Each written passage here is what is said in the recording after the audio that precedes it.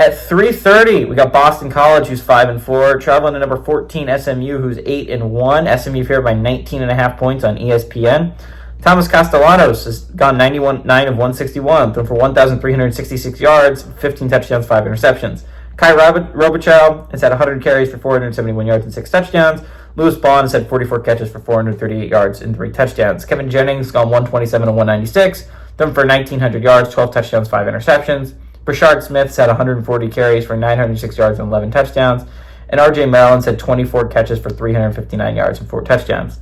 Boston College is 1-1 against SMU all time. Last game did go to Boston College in 2023.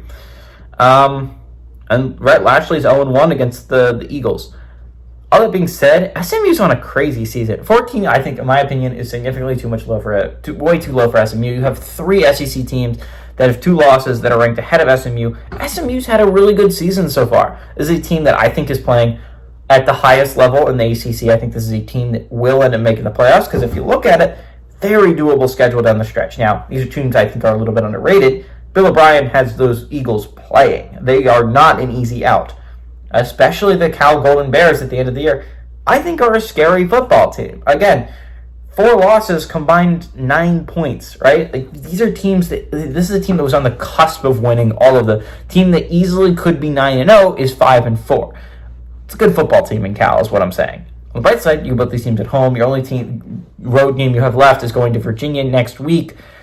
And while I do think Virginia is a solid team, I not on the level of these two, I don't think. No Thomas Castellanos for this game. He's been benched, if you did not know, and he is not going to play for the Eagles for the rest of the season.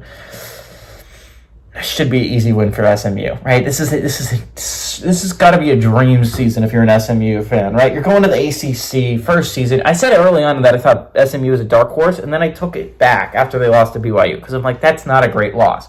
Turns out, not as bad as the losses we all thought. BYU might be really good.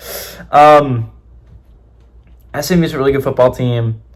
This should be a playoff team. I wouldn't fret too high about 14 being your ranking.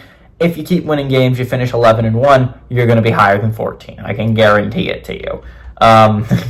You will not be on the cusp if you finish the season 11-1.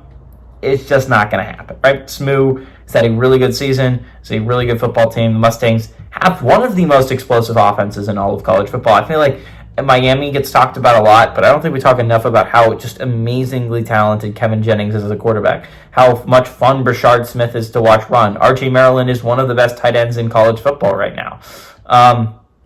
SMU's a really electric offense. I'd love to see them in the playoffs because I think this is a playoff caliber football team. I think this is going to be a really exciting matchup.